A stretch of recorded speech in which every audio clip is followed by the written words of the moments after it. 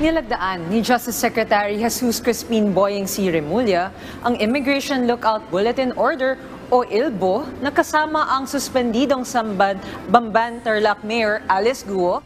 Mahigpit nang babantayan ng pamahalaan ang posibleng pagbiyahe palabas ng bansa ni Mayor Alice Guo, dating Technology and Livelihood Resource Center Deputy Director General Dennis Cunanan at 16 na iba pa.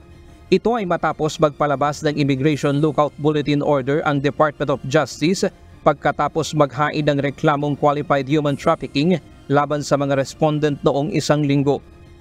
Sa bisa ng ILBO, ipinag-uutos sa Bureau of Immigration na bantayan ang bawat kilos ng mga ito at i-alerto ang mga kinauukulan sa anumang tangka na lumabas ng bansa. Ayon sa Department of Justice, ang Immigration Lookout Bulletin o ILBO ay naglalayon lamang na bantayan ang mga galaw ng mga respondent kung mayroon itong pagtatangka na lumabas ng bansa. Pero wala itong kapangyarihan para pigilan ang mga respondent na lumabas maliban na lamang kung may immigration violation ang mga ito. Dagdag ng DOJ, iba ang hold departure order na ini-issue ng korte. Ang hold departure order kasi, ang nag-i-issue nito ay ang korte.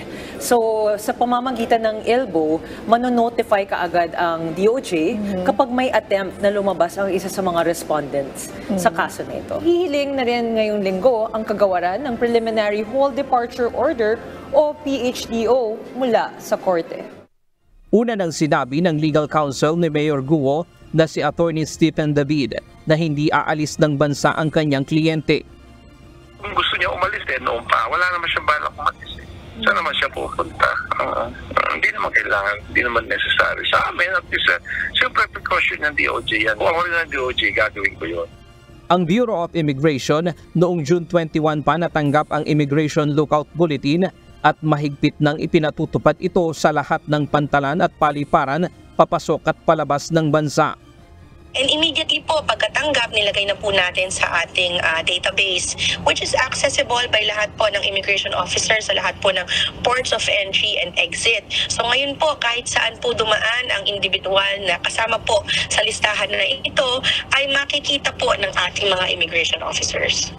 Ayon sa BI, mahalaga ang Immigration Lookout Bulletin para masiyasat hanggang sa huling minuto bago umalis ang isang individual na nasa listahan kung mayroong inilabas laban dito na warrant of arrest, hold departure order o kaya naman ay masiyasat ng mabuti ang kanilang mga dokumento gaya ng manager ng Lucky South 99 na nasa listahan ng ILBO na naharang sa Davao City International Airport noong linggo kung saan nagduda ang immigration officer sa mga dokumentong dala nito. Nang siyasatin ay may nakitang paglabag sa kanyang dokumento.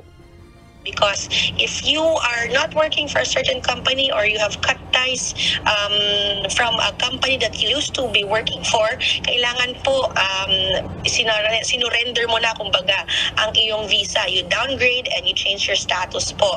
And continuously using a visa petition by a company kung saan hindi ka na connected anymore is already a violation in itself. Nitong Biyernes, hinainan ng reklamo si suspended Bamban Mayor Alice Guo at 13 iba pa ng qualified human trafficking dahil sa pagkakasangkot nito sa iligal na pogo sa Bamban Tarlac. Kanina, 4 na respondent pa ang idinagdag ng PNP, CIDG at PAOK sa mga inireklamo sa Department of Justice. Ryan Lacanlale, UNTV News and Rescue. Diyos ang aming sandigan, serbisyo publiko ang aming pinahahalagahan.